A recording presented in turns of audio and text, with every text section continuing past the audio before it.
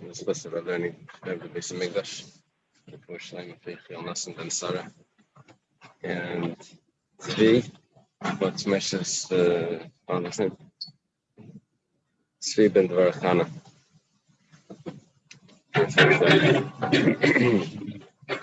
We're going to start Daled Amud Beis by the Tanur Rabbanan. Moshe Yisai corrected where we got into. Okay, where's the Tanur Rabbanan? It's about 10 lines from the top. The last piece that we learned was that if there was a pillar in the center of a very tall sukkah, so you have schach on top, but the walls are so far that it can't be considered daifan akuma. It's way too far from the pillar. So the pillar itself is 10 tvachim tall and 7 by 7 wide.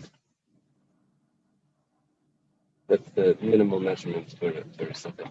The only thing is you're not in it, you're on top of it. If you'd be in it, it would be fine, but you're on top of it. So Savar Abaya thought that maybe you could say good asik. Good asik means to go up. Good means a wall. That the wall will travel up. Those the walls of the pillar will travel up. And Rava tells him that no, be'inan mechitzas anikaris. You need recognizable walls. It doesn't work. Is Rava saying that there's no such thing as good asik, or good asik doesn't apply here, but there really is good asik? That's a discussion. Now we have Tanur Rabbanan. We have a brisa. Not arba condition. If someone takes 4 poles, the sichach al gaban, and he puts schach on top, this would be like a, the canvas sukkahs. You have a frame, and then you put a cloth around it. And let's say someone built the sukkah without the cloth, just the frame. He just has posts and he has schach. We'll see exactly how wide the posts have to be for this discussion to take place, but that's the concept. Rabbi Yaakov machshev acham place in the head. Rabbi Yaakov says it's kosher. No walls, just posts. 4 posts. Acham say no, it's possible. Amar Rav Huna. So this was a brisa. Rabbi Yaakov is a Tana. Chachamim is the Tanaim. Rav Huna is a second generation Amayra. He says, Machlekas al Sfas Hagag, comes and explains the brisa. Says, you know what's going on over here?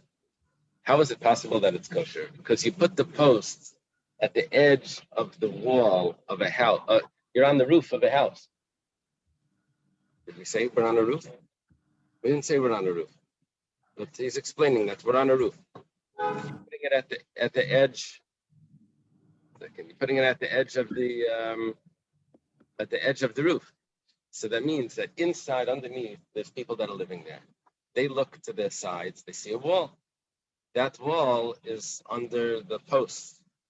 So what he's going to say is that the walls will continue to travel up fictitiously, halachic walls, the imaginary walls. The Rabbi Yaakov Savar meaning Godasik Mechitzta. Rabbi Yaakov would say that we say the walls continue to travel up. And the Rabbanan will say we don't say the walls travel up. Aval be'emtza hagag.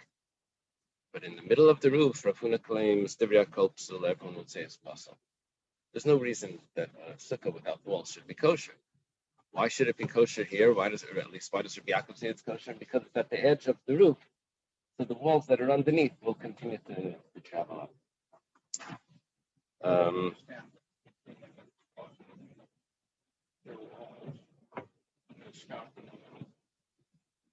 This wall's beneath you. You're on a roof, open roof. You're on an open roof. Yeah. You see that?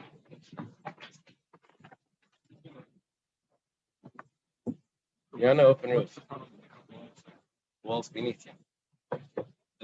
You're looking at. You have walls, but not going up. The walls are all under you. Are you over the schach? Yeah, you're on a roof without a fence.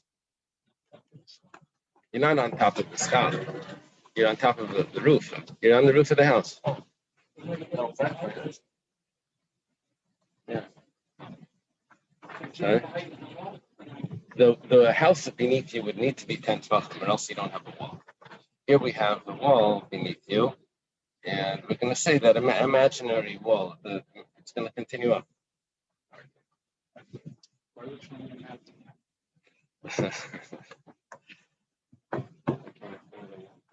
Yeah, that's good. It's a halacha l'meishim Sinai, the wall. Well, we'll see later today, but there's the halachas of walls. How does it work? You want to use this for mechitza in the shul? You want to use this for mechitza in the shul? Okay, so in the middle of the roof, we won't say that. Rav Nachman says, same generation. Be'emtza gag machlekes. Machlekes is in the middle of the roof. Wow. Yeah. There's mamish no svara. Just want to point out that Tosfos comments that Rava before said be'inan mechitzas hanikaras. Now we have Tanoim, Rabbi Yaakov, that says, no, don't worry about it. It's not a problem. You don't need mechitzas hanikaras. So Tosfos says, 1 second. Over there, you had an amud. There was no one living in the amud that would look to his sides and see that there's walls there. Here we have someone living in the downstairs that looks to the side and he sees walls.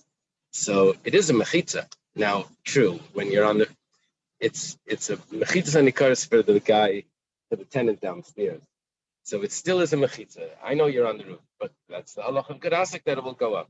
But to have no mechitza at all, just to stand on a platform, and no one considers it a mechitza, that Rebbe said wouldn't work.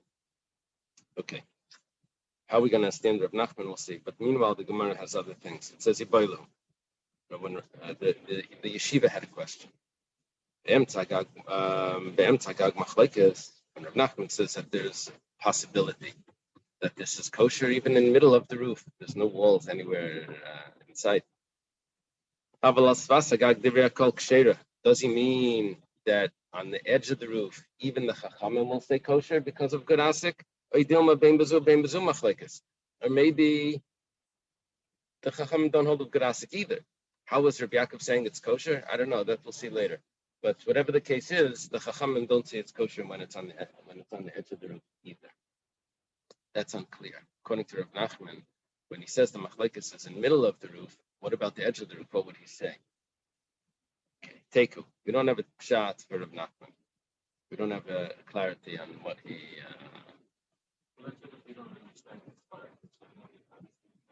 Yeah. But even when we get the svara for Rav Yaakov, we still don't know what the Chachamim is holding about something that they never discussed. Right? Meisrei. Where's the question? No, it's Dalit Kandisam Bar. It's Vesicha Chal Gaban. If you put the 4 posts on the floor, there's no wall, there's no walls, right? So Rabbi Yaakov Machshir, Rabbi Yaakov says it's kosher. It's pretty clear that it doesn't have to do with the edge of the roof. The Chacham Pais and Lacham say it's possible. Is the Kemtzagag Dami, but the floor, the ground is like the middle of the roof, right? Because there's no walls in sight. The Kamachshir, Rabbi Yaakov, and Rabbi Yaakov says it's kosher. It's a kasha and Rav Huna. Was there walls? There's no walls. It's just a frame. Yeah, that's what we have to find out. Tiyufta de Rav Huna. I should read it the way they. Tiyufta de Rav Huna. Is this a strong question on Rav Huna? Yes, Tiyufta. It's a very strong question on Rav Huna. But there's another question on Rav Huna. The M2, the pligi, according to this, the machlekes is in middle of the roof.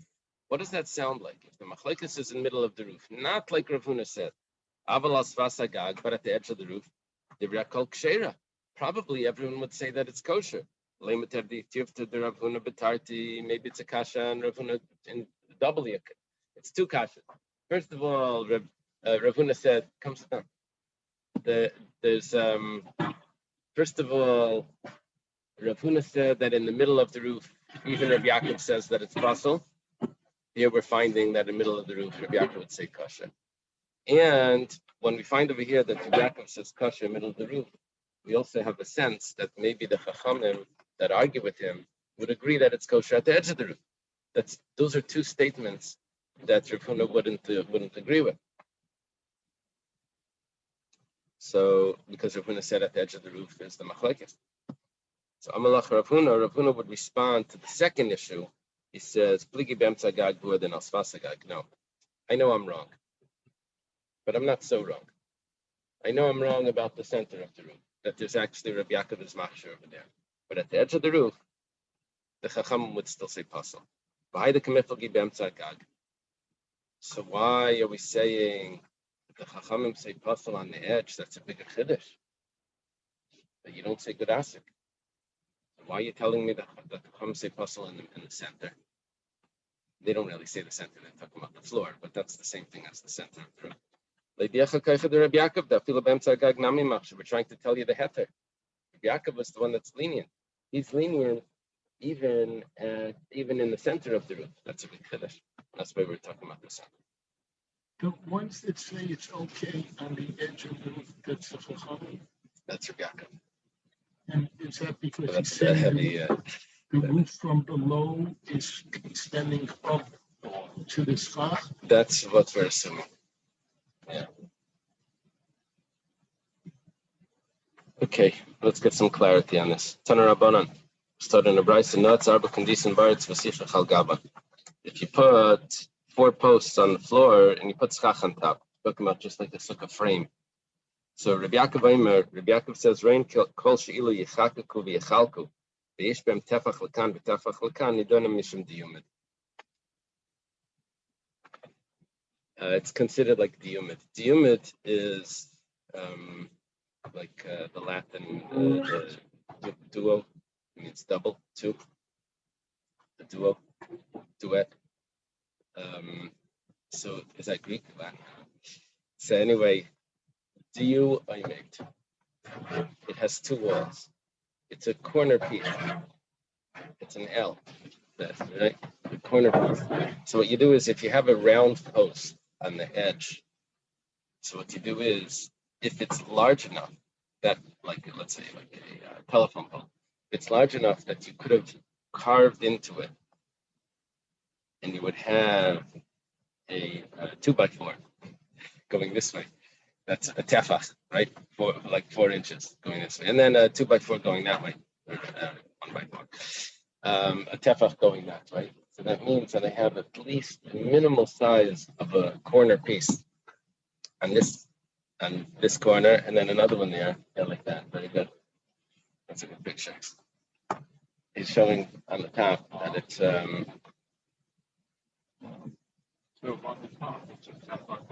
yeah, but that means all that's he's showing it.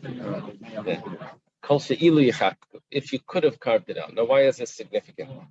So it turns out that we had an Erevin that when people were being oil regal, they needed to have their animals drink along the way. And they would rest. And it would be Shabbos, so you can't get water out of a well from the Rosh Hashanah to get it into the Carmelis or Rosh Hashanah. So what they would do is they would put posts at the edge of in the corners around the well. That way the water could be drawn out and put into that area. It's called pasei birois.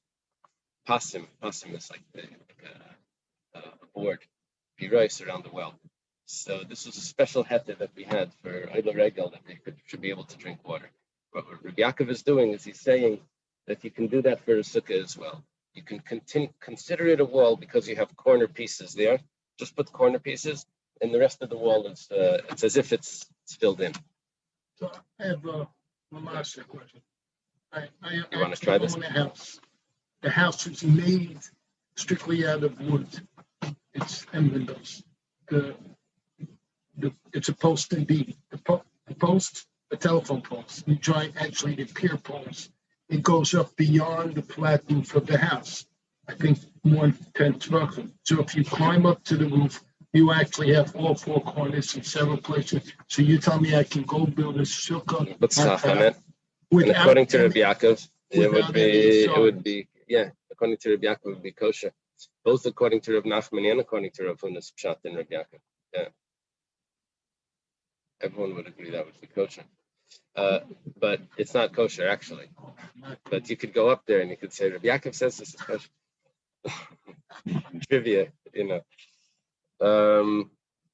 The imlav, but if it's not a tefach, it's not considered diu. It's not considered 2 wells.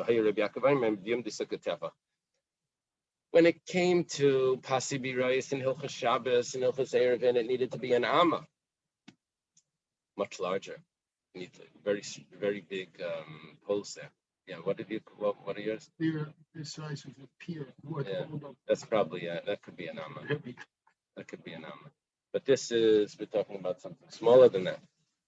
So this is just, on Sukkah, it's more lenient than Shabbos, and it only needs to be a tefach.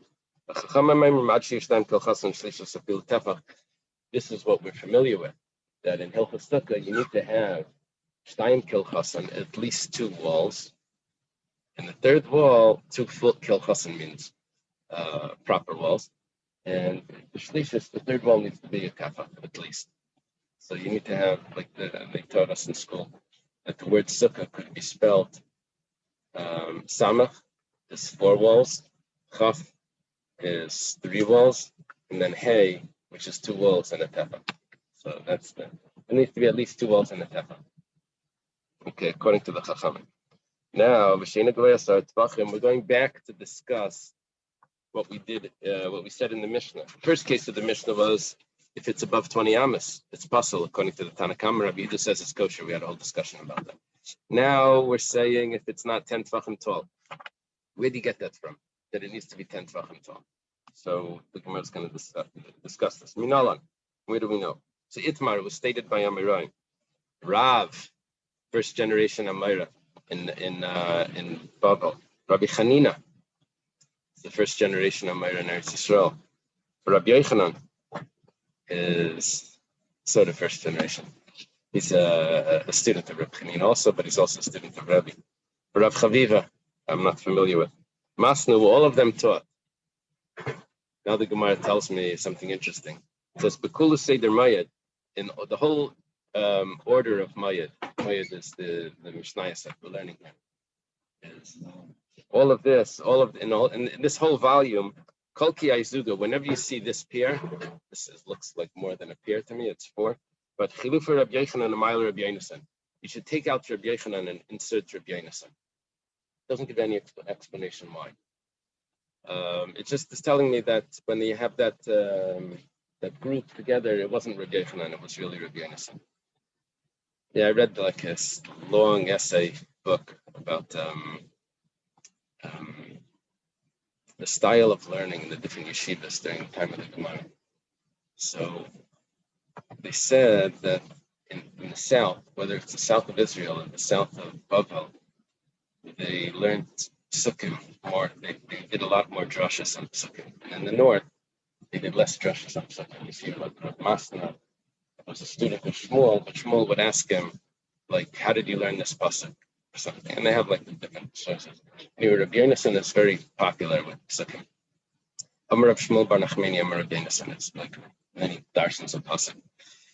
Rabbi Yochanan, you don't find it so much. That's my theory. Anyway, but it doesn't help because it has nothing to do with Kula Seder Mayed. But we're about to learn Sukkim here. So it goes like this: Aron Tisha v'Kaperes Tefach. The ark was 9 tefachim tall. Why? Because it was an am and a half. An am is 6 tefachim. So 6 tefachim plus a half an amma plus 3 tefachim is 9 tefachim. The kapiris is the lid on top of the aron. That lid that had the kruvim on it, that was 1 tefach thick. Harikan asara, 10 tefachim. Okay. Uksiv, and it also says in the pasuk, "V'nayadativ l'chasham," and I will meet you there. V'dibatit chamiala kapiris, and I will speak to you from on top of the kapiris. This is Hashem talking to Moshe. The Tanya, it was taught in the Brisa on top of Pei. Rabbi Yosi Aimer, Rabbi Yosi says, this is the Tana Rabbi Yosi, Rabbi Yosi ben Chalafta, student of Rabbi Akiva. He says, "Mi'elam liyard shchina lamata v'layala Moshe v'Eliyahu lamarim." Never did the Shechina come down, and never did Moshe and Eliyahu go up. Shenemar, it says in the pasuk, "Hashemayim shemaim laHashem v'aretz nasan lebnei adam." The heavens are heavens for God, and the earth is given to man, and that's how it is. Yeah. Mendy Lieberman was asking me about how this fits with Chassidus. I told him not to tell him. Yeah, it's at a mountain switch, but we'll see. It's not so simple. So the Gemara says right away, "V'layad Shechina lamata." What are you saying? The Shechina never came down. V'yerd Hashem al Sinai. It says Hashem came down to the mountain. The Gemara says no. L'mayla me'asar tvachim.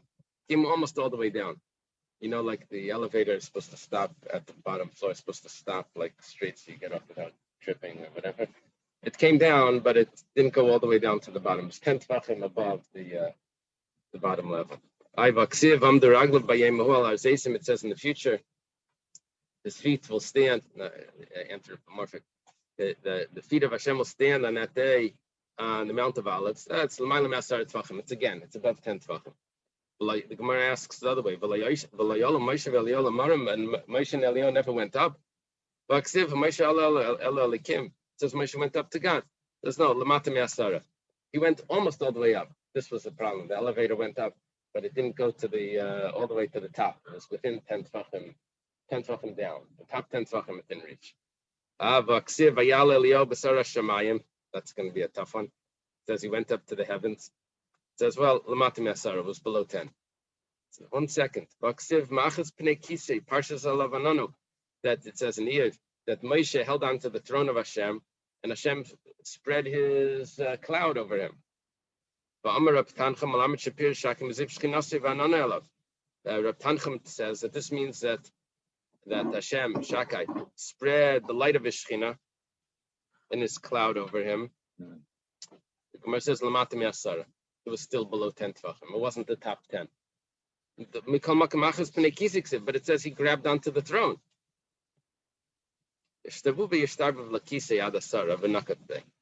Hashem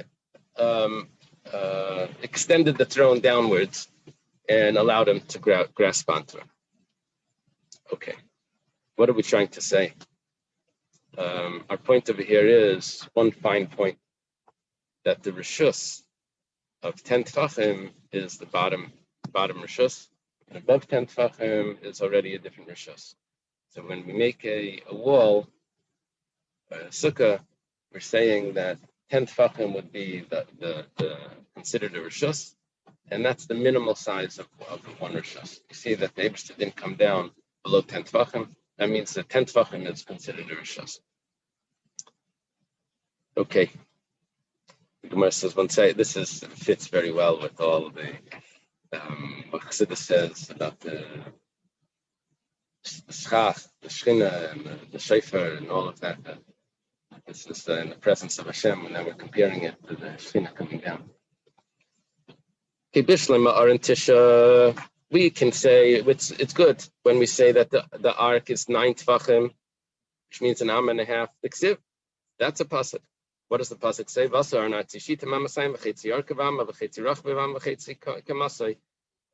The aron was made out of acacia wood, cedar wood. 2 amas and a half its length, an amma and a half its width. It's all halves, and an amma and a half its height. So an amma and a half its height, an amma is 6 tefachim plus a half an amma is going to be 9 tefachim. Ela kapayus tefach minalan, but where does it say the kapayus is a tefach? Tefach is a fist, 4 fingers. How do you know it's that thick? Tani Rabbi Chanina taught. We had Rabbi Chanina before. Rabbi Chanina is the first generation Amayra in Eretz Yisrael. Kol hakelim shasam Moshe, all the vessels that Moshe made, nastim bem Torah midas arkan, midas rachan, midas kamasan. The Torah gives me the full measurement, its length, its width, and its height. Kapayras midas arka midas rachba nasna. By the kapayras, it only tells me its length and its width. Midas kamasa lainatna, but it didn't give me the measurement of its height. I don't know its thickness. So tseil mad sounds like the Agada. Mipachas shebekalim. Go and learn from the smallest of the vessels. So in other words, we're going to say that it didn't tell me its thickness, but I can figure it out from what's the smallest other vessel that we have, and that will be its thickness. Shenemar, because it says in the pasuk, "Vasisle miskeres teifach savit." you should make for the table, the shulchan, a miskeres. Miskeres is like a frame border, a border that went around. And it says tefach. That means the miskeres was one tefach all around. Malahalan tefach, havkan tefach. So if the miskeres, which is the smallest of the kalim, is a tefach, so the kapiris is also a tefach. What are we getting? Well, the aron was 9. The kapiris, the lid, will be 1 more. We'll have the 10 tefachim that we were looking for. So the Gemara says, "V'neilach mikelim gufayim." Why are you learning from a one of the pieces that's used in the assembly of the table? Why don't you learn from the table? And we'll say that the table is 2.5 amas or something. They'll say it's much longer. It's much the kapiris is much thicker. Learn from the kalim itself, not just from one piece of it. So it says tefasta meruba like tefasta more tefasta. The Gemara has this rule that if you have an option of what to grab, so if you take too much, you could lose it all. You have to take the minimal amount, and the minimal amount you'll actually be able to take. Yeah. So what we need to do here is we have to take the smallest amount. Take the smallest amount, and you'll have it. Sounds like Warren Buffett. No, don't be greedy. Just take a profit and run. So it's not much more similar to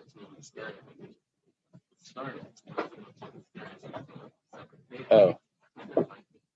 Uh-huh.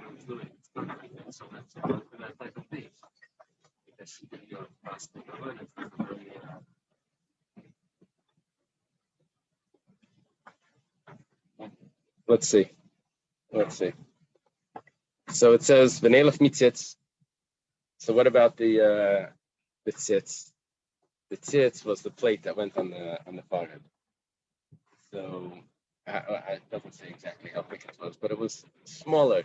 If you want to take something smaller, because that's what we're looking for, you just take the smallest amount.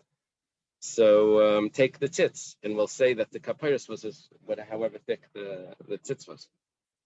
The Tanya was taught in a brisa. Tzitz demikim tashel zav. The tzitz, that plate on the forehead, is comparable to a plate of gold. It was like a plate of gold. Bracha bezes spice. It was 2 fingers wide. Mukaf miyaisen loisen. It surrounded the head from ear to ear. Because of beis shitin, and it was written on it in 2 rows. Yud K Milmaila v'Kodesh Lamed Milmata. Yeah, there's nice, interesting things on this. But whatever the case is, it says that it was Hashem's name was above, and Kodesh La Hashem was written from below. Exactly, it was directly on top or on the side. It's a discussion. So, and Rabbi Elazar bar Yossi says, "Ani re'isiv b'Roimi." I saw the tzitz. I was in Rome. Went over there. Wasn't the Vatican in his days. It was well before Constantine. Was it in the time of Caesar? It was after the Beis Hamikdash. Caesar was before the Beis Hamikdash was destroyed. We mentioned this one time. Yeah, we had this in Meila.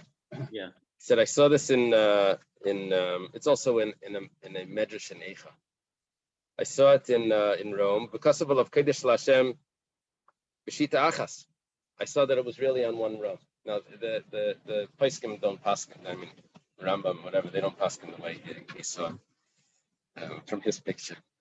What happened in there? What happened with Rabbi Elazar bar Yossi? I think this was the story with Reb Shimon ben Yochai. Yeah, this may have been when they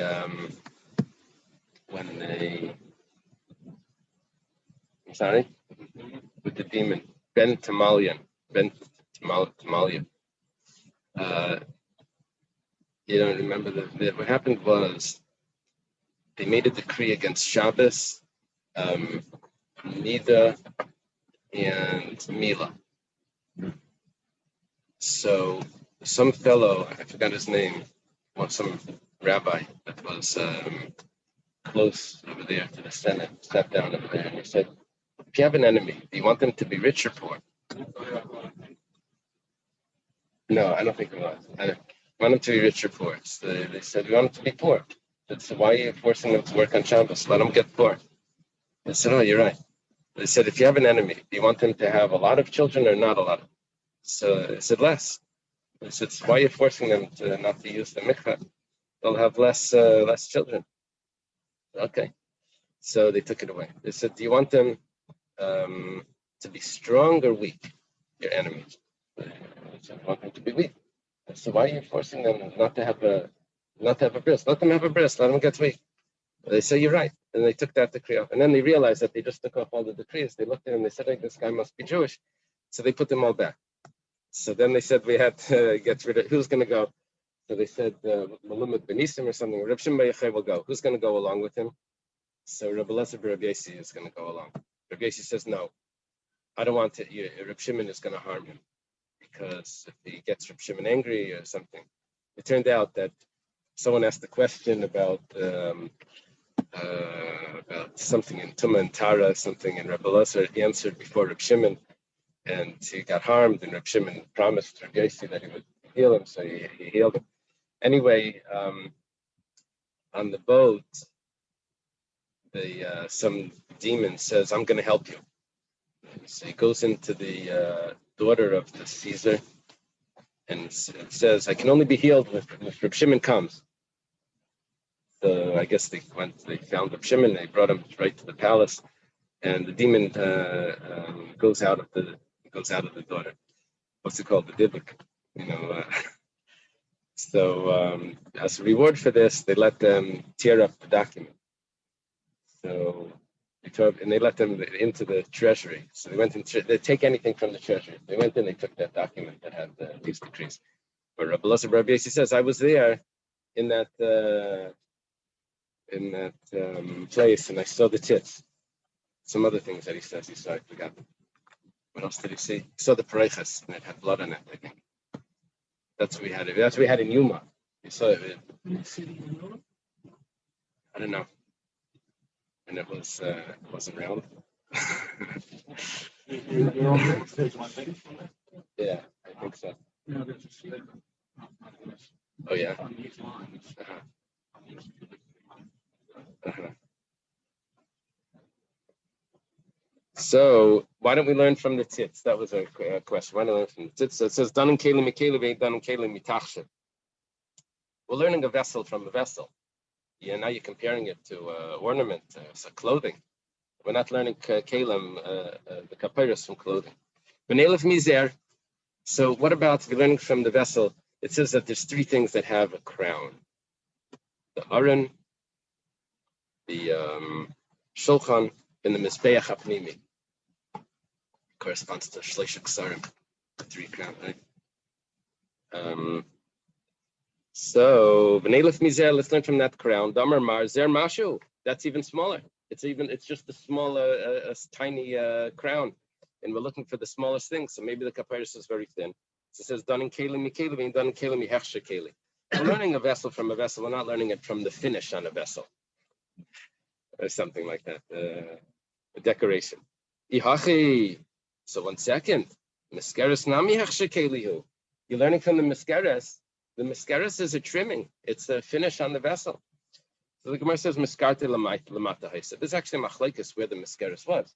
Was the miskeres, which is this rim that went around the table, was it above the table, which made it into like a tray with the rim?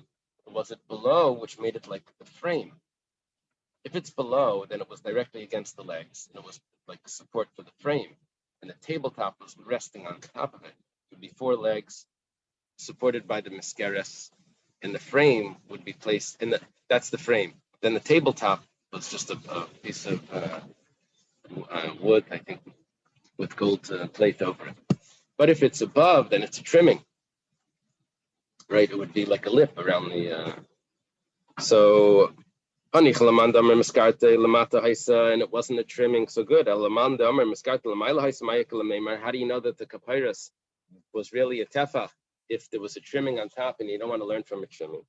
Mar says, we're going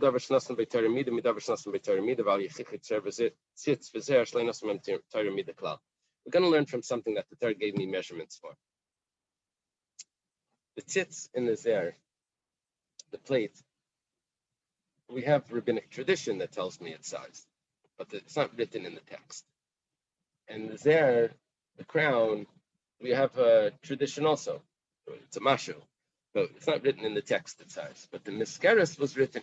So in other words, it's not because of the tefasta meruba, it's not because of it's a hechshekeli, it's not because of a tachshit. We had a whole bunch of different reasons. Really, it's simple.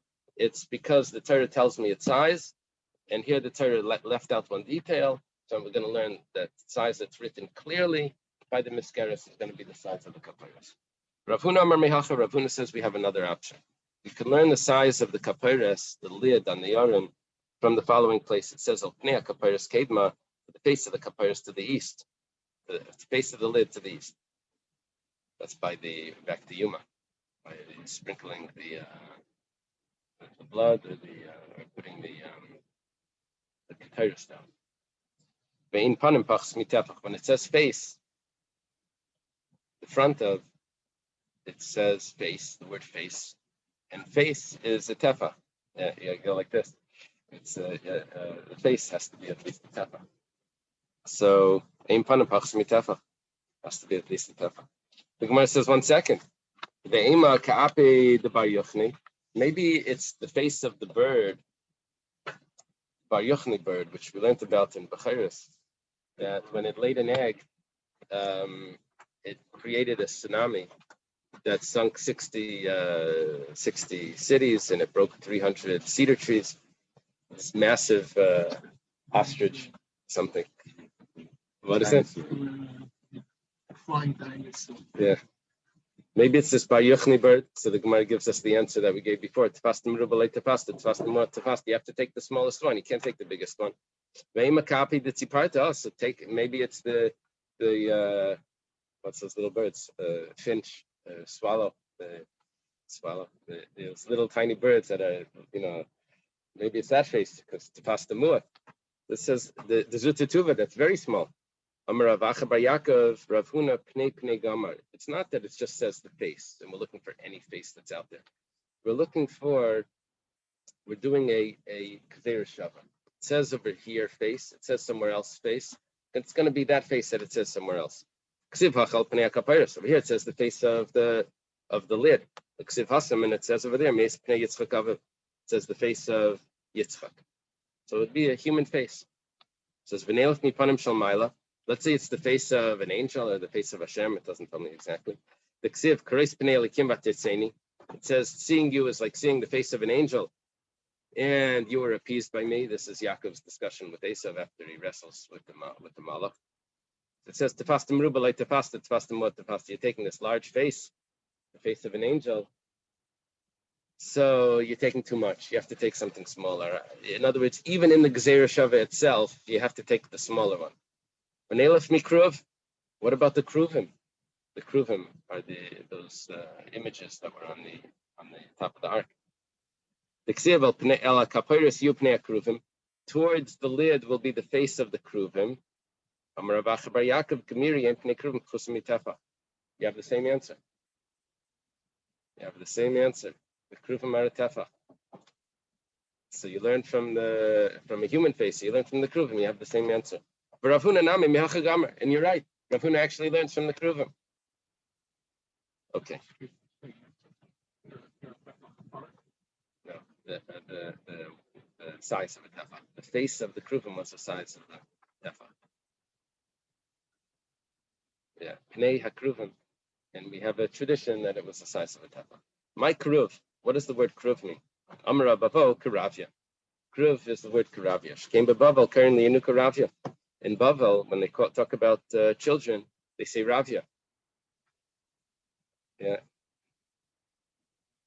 That's what the maids, I don't know, the maids, they say nimyo or something. But there they said ravya for the kids. Amalei Abaya says El Miat Dixiv Pnei Achib Pnei Akruv Pnei Sheni Pnei Adam Hainu Kruv Hainu Adam. If you're telling me that the kruv is the face is a child, kruv means child. So why does the verse say that on the face of one of them was the face of a kruv? It's on the chariot. The face of the other one was the face of a child. 1 second. It's the same thing. The kruv is a human face. You're saying this is the face of a human. This is the face of a child. It's the same thing. Hainu kruv, hainu adam. The Gemara says, Afi Ravri, Afi Sutra. There's large faces and small faces. That's what the pasuk meant to tell me. A child's face is smaller. Okay, now the Gemara has a question. So basically, so far we learned that why does the sukkah need to be 10 tefachim? Because that's the size of the yaron. In the lid, we had a whole discussion for about a page. How do you know that the lid is a tefa to complete the 10 tefachim?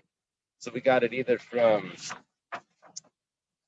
the Meskeres, which the Torah says clearly is a tefa, or we get it from Rav Huna, gets it from, it says face, and we learn that from the face of the Kruvim, or the face of Yitzchak, and that's a tefa. Gemara now asks,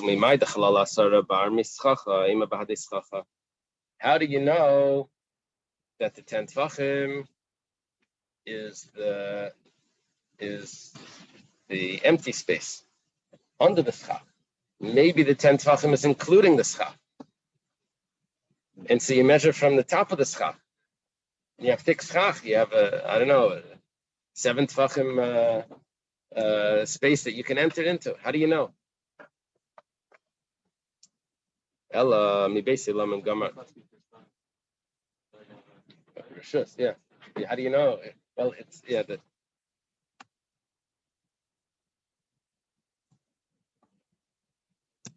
just like the Aron and Kapyrus. But the Kapyrus was part of the tent. It was the lid. Although we weren't learning directly from the lid, we were learning from the Shekhinah that was above the lid. But it doesn't. Meyala Kapyrus. Okay. Yeah, I give him a trophy. We're going to learn from the base of Mikdash. The Ksiv says by the base of Mikdash, the house that Shlomo Melech built for Hashem is Shishim Ama Arkai, Esrim Rachbai, Shleshim Ama Kamase. It's 60 amas long, 40 and 20. 40 for the Heichal and 20 for the Chedes HaKadoshim. 30 wide. And 20 wide and 30 tall. It's 30 amas tall. So the Beis Hamikdash was 30 amas tall. Uksiv, and it also says, Shlomo Melech made a second set of kruvim. There were kruvim that are on top of the Aron, but then there were these freestanding kruvim that were stretched out, standing on the ground, and they were 10 amas tall, and they were wing to wing, from wall to wall. They were touching. So, V'chein HaKruv Hasheni, B'tanya, and it was started in a brayso. What do we find by the base of Mikdash Kruvim B'shlish Abayis Einaimdim? That what's the height? 30 amas. What's the Kruvim? 10 amas. So the Kruvim are 1/3 of the total height. Mishkanami Kruvim B'shlish Abayis Einaimdim. By the Mishkan also, let's say that the Kruvim, they only had one set of Kruvim. The Kruvim that are above the Aron will be 1/3 of the height of the Mishkan. Mishkan Kamahave. So how tall is the Mishkan? The tabernacle. Eser amas.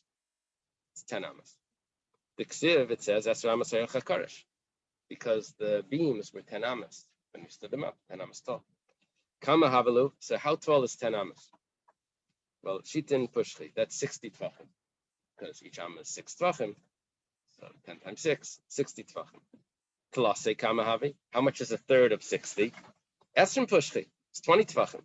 Okay, so now we know that the Kapyrus, well, the Kruvim went up 20 tvachim, because it's got to be 1/3 of the total height. Dal asara daran v'Kapyrus. Drop, delete, remove, remove the 10 of the Aron and the Kapyrus, which we just had a whole Gemara discussing. Pashalu asara, I have left over 10 tvachim for the Kruvim. Uksiv, and it says in the pasuk, the Kruvim had their wings above, hovering over schach, over the Kapyrus. You see? The schach over the lid.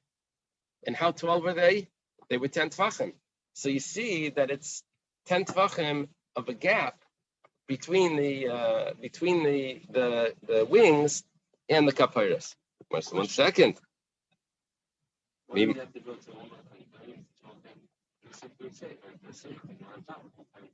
No, we didn't know, we don't know how tall the kruvim are. I'm looking for 10 tfachim with the wings above the 10 tfachim. I need schach above 10 tfachim. I know, but let's say the kruvim are 2 tfachim. So you didn't prove it. I had to get a proof that the kruvim are 10 tfachim. How do I prove that? The aron is 10 tfachim, but it's seichachem above the aron. Where? No, so I'm looking for the gap between the top of the aron to the wings. I'm looking for that gap. Yeah, I'm not using the bottom 10. I'm using from the kapairos up. So the Gemara says, 1 second. Yeah, this question. Let me finish this Gemara. It says, okay, so maybe you see the kruvim were 10 tfachim tall, but how do you know the wings were above the head? Maybe the wings were at the same level as the head. It says, it says the wings were spread above. It says, maybe it's very above. It says, miksiv lamaila lamaila. Does it say above, above? It says above. So it was directly above the head. That means that the halal, the empty area, was 10 tvachim, and this was above. This only fits according to the opinion of Reb Meir, the Amar Kol Amas Hayubeininus. That says, how big were the Amas in the Mishkan? Were 6 tvachim. Ella, Rabbi Yehuda Amar Amas Shel Binyan Shisha tvachim. You're right. When you came, there's a machlekes Reb Meir and Rabbi Yehuda. How big an Am is? Amas Binyan, everyone agrees. When you're construction Amas, everyone agrees is 6 tvachim. But Shel Kalim, according to Rabbi Yehuda, is Hamisha. So you're right. It was actually 60 tvachim tall because that's the binyan. But how big was the keli? How big was the aron itself? So it was 1.5 amas. 1.5 amas, according to Rabbi Yehuda, is 5. An amas 5 tvachim plus a half would be 7.5 tvachim. Plus the kapairas is 8.5 tvachim. Now, where are the wings of this? They're at 20 tvachim. So the difference between 20 and 8.5 is going to be 11.5. Maya Kalamema, according to what are you going to say? Aron Kapairs Kamahave. How big is the Aron and Kapairs together? Havalu Tamnayo Palga, it's 8.5. Pashalu Chadsreyo Palga, you have 11.5. You told me that the Sukkah is going to be 10 Tvachim. Turns out, according to Rabbi Yehuda, Sukkah is 11, if you follow this logic. Elaima Sukkah, the Havi Chadsreyo Palga. Say a sukkah needs to be 11.5. Chad Srei. Srei is 10, right? Chad Srei, 1 and 10. The palka is a half. Gemara says, Rabbi Yehuda Hilchasukah Mirila. Rabbi Yehuda learns it from Halacha L'Meshim Sinai that a sukkah needs to be 10 tvachim. It's a tradition. Dam Rab Chia Barabba, Marab, Shirin, Chatzitzin, and Mechitzin, Halacha L'Meshim Sinai. Rab Chia Barashi is a student of Rav. He says in the name of Rav that Shirin, all the measurements of the Torah, chatzitzin, separations between when a person goes to the mikveh, and mechitzin in walls, all of that is a traditional halacha l'meshim Sinai. That's how we know it. Okay, let's leave the Gemara. I thought within the Kodesh Kodeshim